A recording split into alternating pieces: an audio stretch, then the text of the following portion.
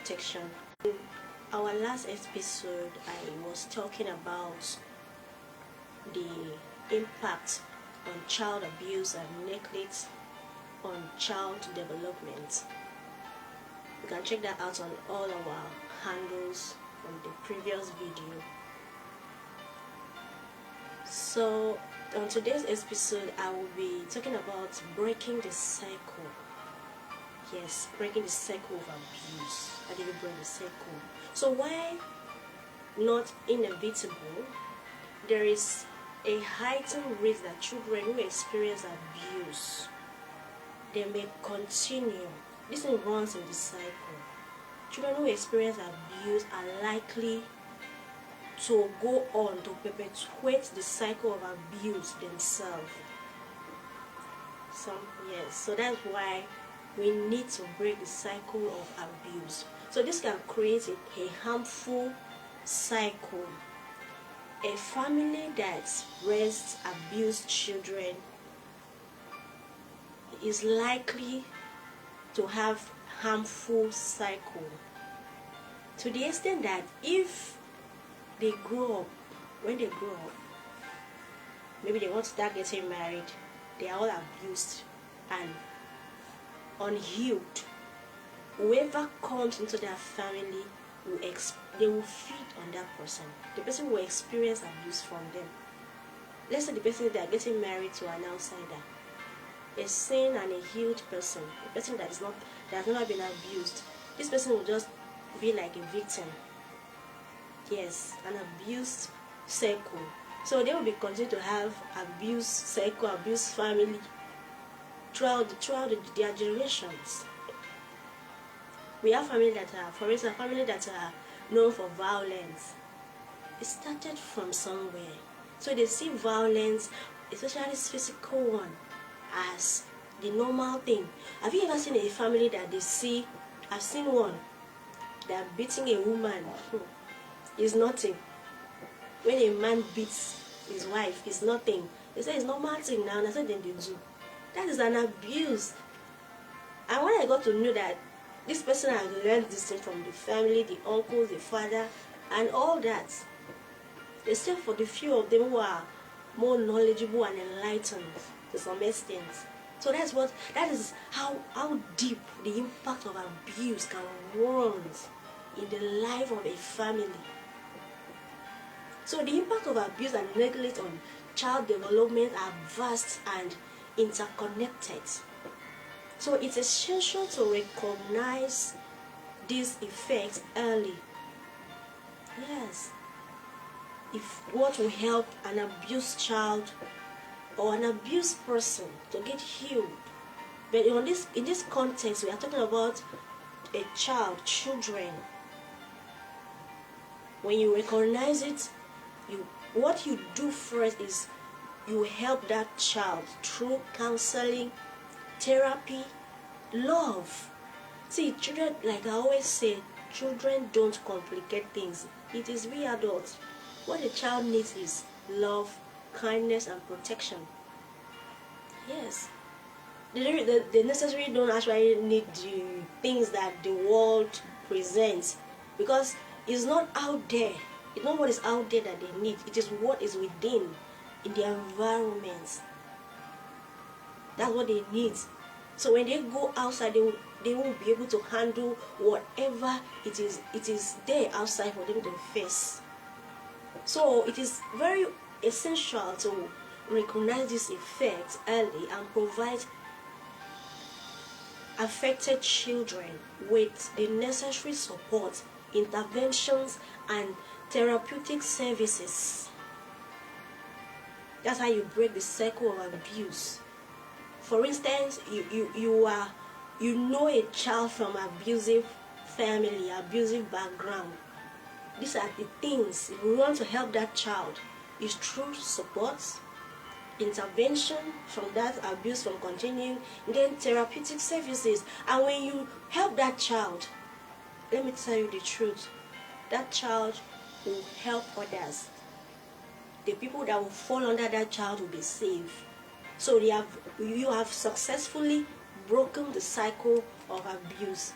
And if you do this to urge abused children, you will break cycles of abuse around us. So understanding these consequences highlights the urgent need. When you know their consequences, the consequences of abusing a child or neglecting a child, it will give you the robust child protection system. When you know this thing, when we create this thing, we will have a robust child protection system that prevents abuse and neglect, and also supports survivors in their healing journeys. That's how you break the cycle.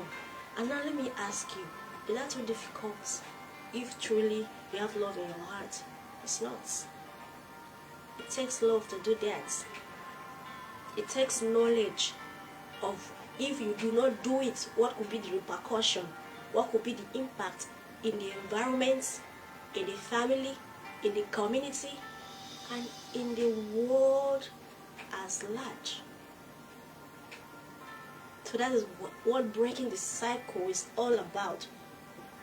And these are some of the things that are needed, very necessary, to break the cycle of abuse in an environment, in our society.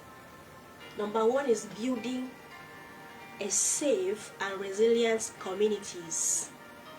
Yes, a safe community is essential for children to flourish without the constant fear of harm. In these communities, children have access to fundamental necessities, secure areas to play, and adults who prioritize their safety. I was a child, I was brought to Lagos for the purpose of child domestic staffs, and one of the work I was doing there was nanny work. I was a child taking care of another child. That was very wrong. You do not leave a child to take care of another child, because a child needs to be taken care of. So it is the duty of adults who will prioritize the safety of children and to take care of children. And when it comes to like education, educational platforms like schools, caregiving, all those things, you want to employ anyone to care for children or your child as an individual, you have to go for someone that is trained, a trained person that understands a child's behavior, that a child is a child. Yes, you have to go for a trained person that understands that a child is a child, a teacher that understands that children are children. For instance, you cannot employ, it is inappropriate to employ an adult who take out his or her frustration that maybe he or she is going through in her family or in her personal life on a child. That's very wrong. That's very wrong. You have to really carry out these assessments before you can employ any adult to be in charge of a child or children. Additionally, resilience is crucial as it enables a community to adjust and bounce back from difficult circumstances while ensuring the ongoing well-being of children. That is what a resilient community is capable of. It means that no matter what is happening in that community or in that environment, it will not affect children, because the foundation has been built to protect children. Children have no business, trying to get into solving the problems of adults, because they don't have the knowledge they need. When there's an issue in a community, in a family, in an environment, it is the work of adults to solve the problem, while the children are kept safe. Like I know like my mentor, there was a period in his life that it looks like as if his whole life was, his whole world was crumbling. Issues of life. But one thing that I noticed about him was that, as a responsible father that he is, I noticed that he shielded his family, his children from these things. He carried the whole load on his own. I have to tell him that you are trying so hard to make sure that this thing is not even getting at your children. Because I've seen many parents, little crises, little things happens in life, the children become the victim. But this one, it wasn't like that. That's what I'm talking about, because this man has built a foundation that provides safety, love, and security for his children right from the beginning. So whatever comes, come rain, come sunshine, nothing affects his children. So that is an example of a resilient community. Another one is, I'm going to look at today, is what are the roles of a safe and resilient community? What role do they play? So a safe community is essential for children to flourish without the constant fear of harm. In these communities, children have access to fundamental necessities, secure area to play, and adults who prioritize their safety. So additionally, resilience is crucial as it enables community to adjust and bounce back from difficult circumstances while ensuring the ongoing well-being of children. Like what happened from the first example I gave about my mentor and his family is that nothing actually stopped the children. For instance, their education was not affected, even if there were some financial crisis.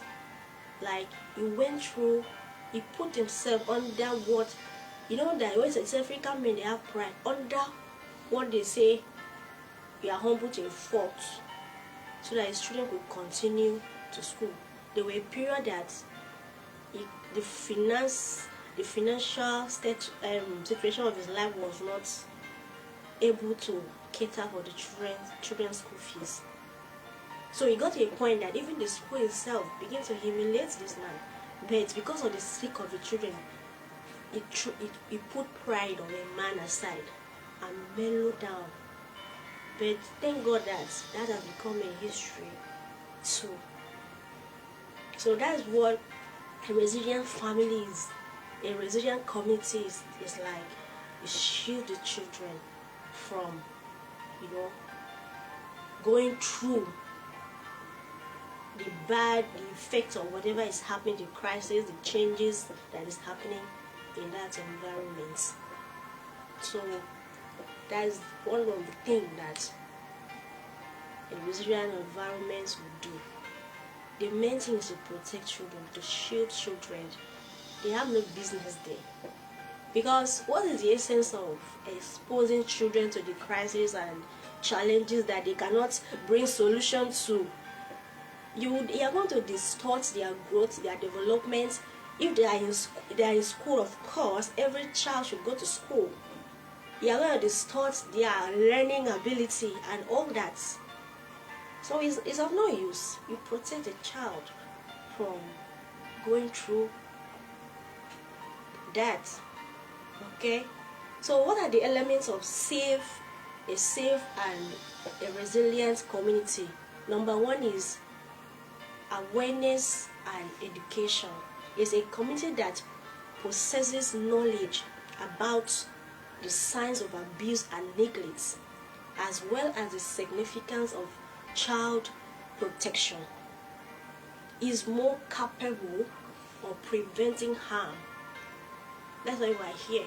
So one of the things we do is that we educate people, like the schools, community, family members, because a lot of parents do not know that they need to create a resilient and a safe community or family for their children, especially when there is crisis, be it big or small.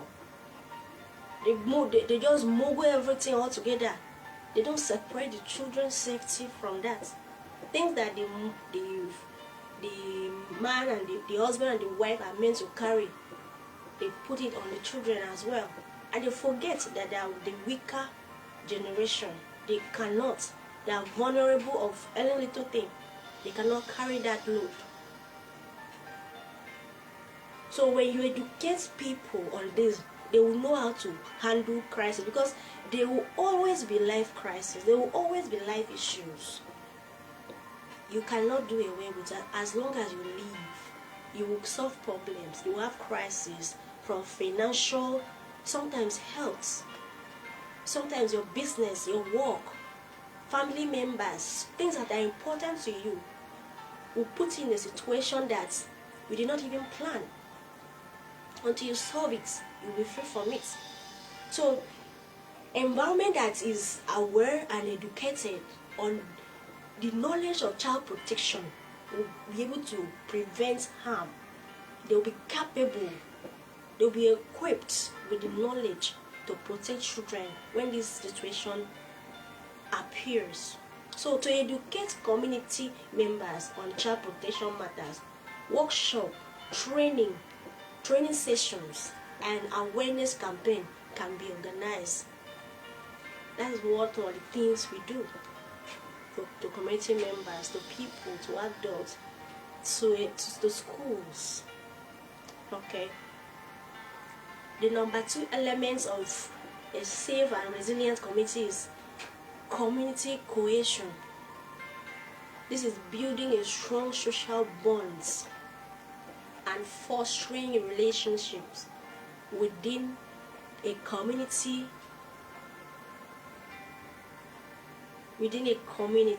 Yes, a community that have social bond, togetherness, a community that helps, a community that put hand on deck to protect children.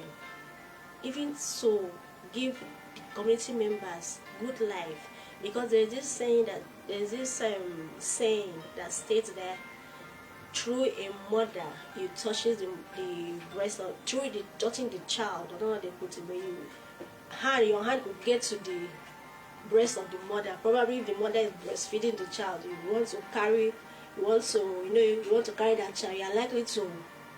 Or if the mother is carrying the baby like this on her chest, and you want to just carry the baby and greet them, you are likely to, your hand is likely to touch the woman's chest, something like that, not because of anything.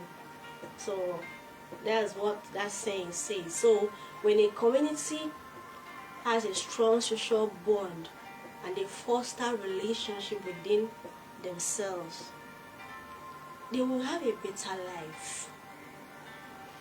And that better life, they will extend it to the children in the community. So when neighbors have a sense of familiarity, I'm not saying negative familiarity. Personally, there's some familiarity I don't welcome. I don't accept it. I shut it immediately, because some familiarity will bring disrespect at the long run. Yes. So when neighbors have sense of familiarity and trust, they are more inclined to support each other's children and report any unusual or suspicious activities in the community. The next one is access to resources. So a safe communities ensure that children and families have access to essential resources such as health care, education, and social services. So these resources provide support and reduce vulnerabilities. So the fourth one is strong local leadership in the community. So effective community leaders can mobilize resources, advocate for children's rights, and promote child protection initiatives at the grassroots level. This is where the charity begins at home. From the community, from the families, there should be and initiatives. There should be child right protection initiatives that governs and protects the rights and welfare of each child. And this is done, this is the duty of the local leaders. Like where I live, they don't look down on children. There's such thing as an end of the year carnival for children. There's such thing for the adults and even the youth. So they look over here, there where children play. You go there, children are playing. They're playing basketball, they're doing their sport, they're swimming, they're playing their table tennis, you know, a lot. So those are some things that community, local leaders should look into. Then there's also school here. So that's it, an example of a resilient, and there's also a good security system. You know, I'm not saying that is everybody that will be able to live in some certain kind of smooth and expensive places, but wherever you are, what I'm trying to say that it starts from your family. It starts from you as a parent. For instance, some parents don't see. I remember very well. Some parents don't see the reason why their children should live some certain kind of good life. They feel that thing is not necessary, Joe. He or she doesn't need it. I mean, did I have it when I was growing up? Did I die? Let me tell you this. I've never said this to anybody. When I was in secondary school, yes, I was in secondary school. You know, entering puberty, a platform came to my school to educate girls, child on how to take care of themselves during puberty.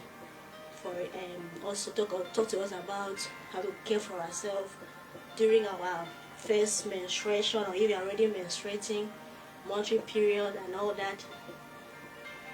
Okay, I had started in secondary school, but I was never taught how to use a pad. I was taught how to use a tissue, and I didn't find that thing easy.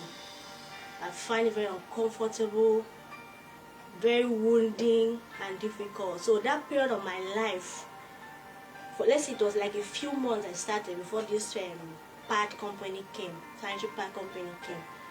I didn't know anything, very naive, because I was taught with tissue.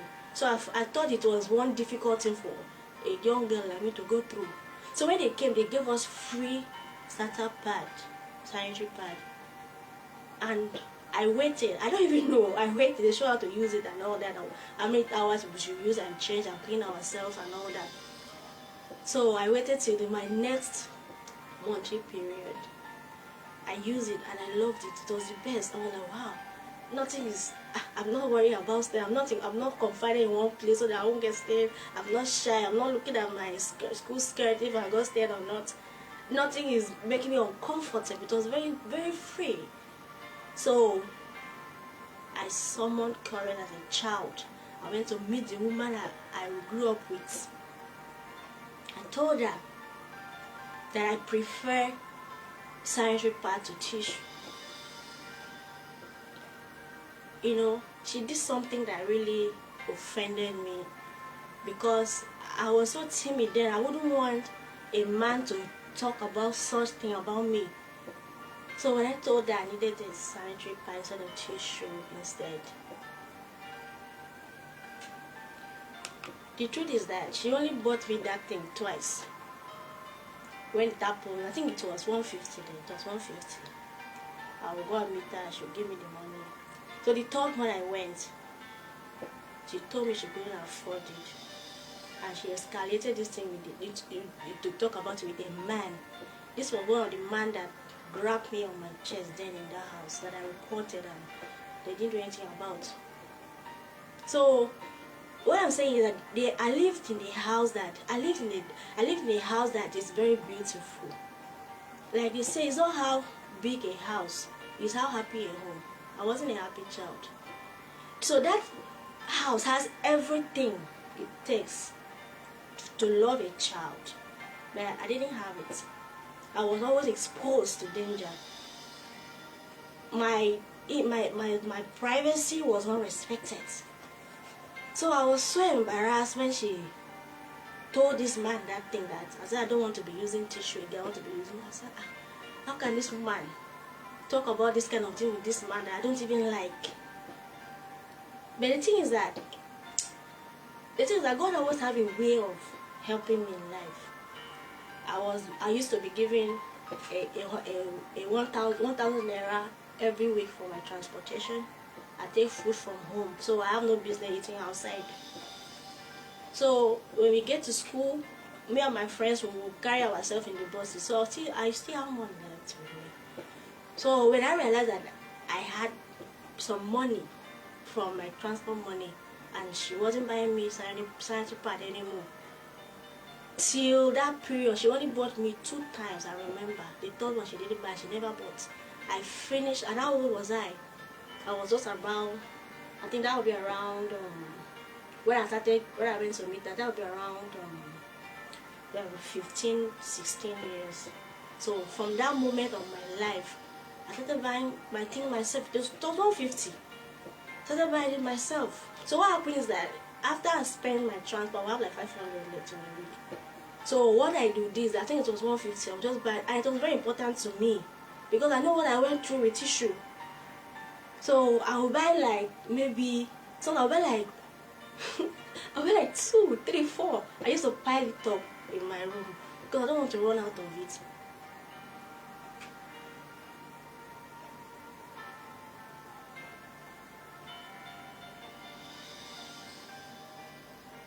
So those are the things that I actually went through that made me to sit here today to tell you that protect a child. The only thing that has helped me, that I can't take out whatever, I am nothing like what I went through, and I can never be that to a child. Instead, I stand against it. That's why I sit here telling you this, because I don't speak from the standpoint of holding a grudge, because I will take it as the story of Joseph. It was through his brother selling him into enslavement, then Potiphar's wife to turn into prison, that took him to becoming a prime minister. So when I actually studied about the story, I also understand that it was when Pharaoh committed that position into his hand. I understand that he was leading with understanding of what it means, because he has gone through a lot. Because sometimes if you don't understand something, if you have not gone through it, you will not really understand what the pain is all about. I have once cautioned a person who wanted to go and bring her husband's niece, who was just 6 years, to come and live with her, and now ask her for what? You just gave birth, you have not even recovered. Why are you bringing this girl? You are struggling financially. Are you going to be able to take care of this girl as your child, or you are looking for you be sending her around up and down? So I leave this girl with her mother. No matter, this girl is better off with her mother. Her mother is having marital crisis at the moment with her stepfather. Leave this girl. She was looking at me. I said, you don't have what it takes to take care of this girl. You don't have what it takes to send her to the good school you would like your daughter to go. You will just come and frustrate this little child. Yes, because I understand that. I understand what it means for a child to go through, to be under someone that is going through issues in life. I know how that child will feel. So I have to caution that person.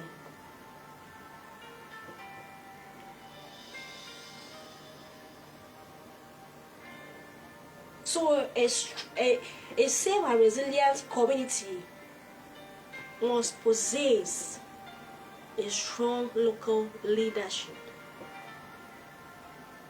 that will put things in place to provide protection, security, coverage for children. So the next one is child-friendly spaces. Yes, it is crucial to establish a safe space for children, safe spaces for children to play, learn, and interact, such as parks, community centers, and libraries. So these areas should be free from any potential hazards and supervised by trained adults. That is what a safe and resilient family community should do to keep children safe from harm. Okay. So apart from a community building a safe and resilient spaces for children, there are challenges. You know, when I speak, I'm not saying that it's easy. Like I always say, it takes God for you to properly raise your child and love that child. It takes God, because there are challenges that the community must overcome before, a family must overcome before such an environment, a safe and resilient environment, can be given. I mean, so building a safe and resilient communities is not without challenges. We have challenges like socioeconomic disparities, cultural differences, and resource constraints. This can impede effort. However, communities can overcome this by, these are the things that community must do. They can do to overcome socioeconomic disparities, cultural differences, resource constraints. Number one is collaborating with local NGOs. That's what the community must do. And government agencies for resources and support. Another one is they should engage community members in decision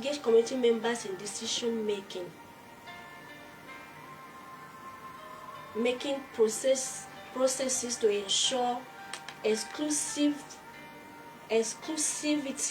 and address specific local needs. Committee members they have to come together to discuss what is needed in the community, just like a family.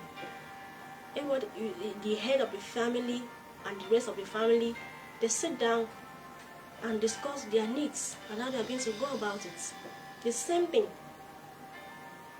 If you learn how to do this from your family, when you go outside to lead, you will do same. You will carry people along. You will do things with people. Teamwork. So developing the ability for teamwork starts from the family.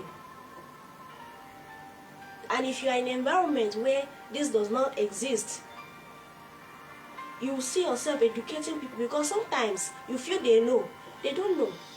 So when it has to do with children, you don't say it does not concern me. You think they know. They don't know. They don't know. They need to be educated. They need to be enlightened. Why everyone should be engaged when it comes to decision making that affect the life of the children. So you learn from your background, from the grassroots.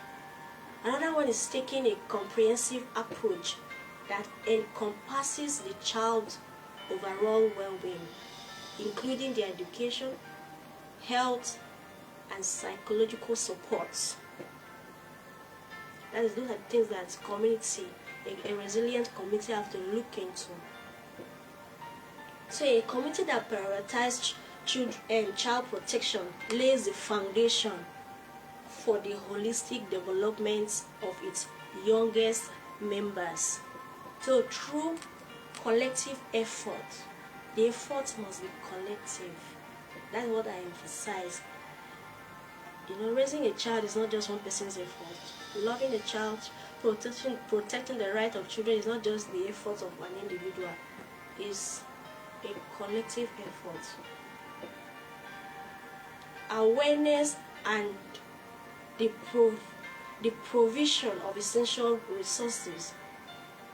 When you do this, we can create an environment where children not only survive, but they thrive in life. Let me tell you something. Children that are loved properly always do well. Like, I remember very well when I was still living with my mom as a child. I did well. I still have my school reports, my school results. I thrived. When you want to count 1, 2, 3, I'm among the 3 best students. But the moment I left my mom to this environment to become a domestic child staff, for some period, my JS1, JS2, I struggled academically. But JS1, in JS1, JS2, JS3, I struggled. It was a struggle. I didn't like the environment. I didn't like the kind of school. I didn't like where I lived. I didn't like the way the people treated me. I didn't like the responsibility that was ran on my head. I wasn't you know, as a child, it was much on me. So I went into depression that nobody could understand. So it is when I think about those things now, I now realize that I was actually going through depression. You know, I was going through a lot. It's not because I wasn't reading, it's not because I wasn't studying hard as usual. So it affected me. It affected my self-esteem. I went from being a confident child while with my mother, my parents, to one timid child and fearful because of the environment and the things I was exposed to. But we just thank God for healing. Thank God for healing and newness. Because me sitting down here today, talking to you, even if it's on live video, I will not write. You'll not even hear my voice. I will not even want my face to be seen. But I'm just grateful. That is why I cannot hold anything as offense.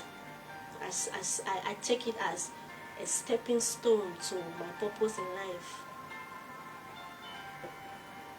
Because what really convinced me that I don't hold anything against anybody was once I was praying in the Holy Ghost, I saw myself praying for people who hurt me as a child. I didn't know what I was praying for. I just had it as a burden to pray for them, and I did. And when I did, it was lighter.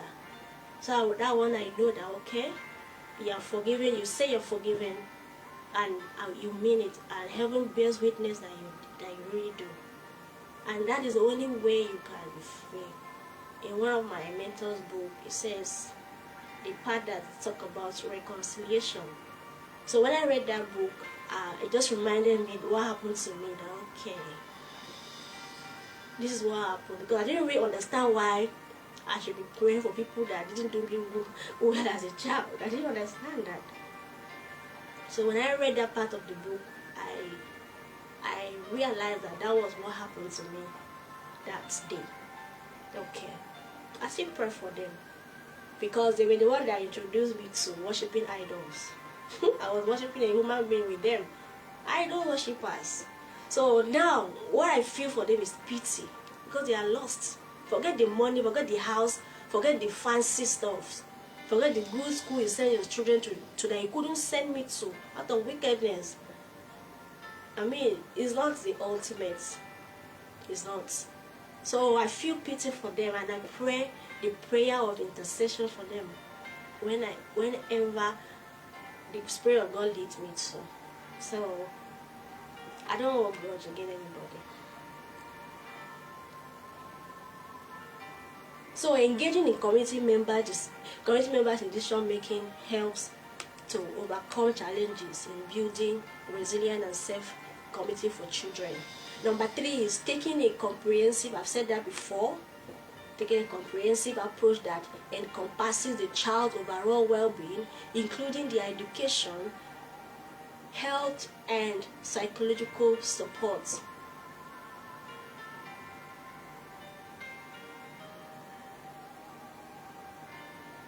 Okay, and I said that a community that prioritizes child protection lays the foundation for the holistic development of its youngest members through collective effort, awareness, and provision of essential resources.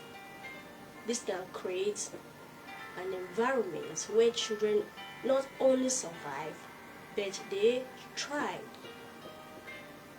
Those are the things that communities will look into so that they can overcome any challenge that they may face that would threaten the safety and well-being of the youngest members, which are the children.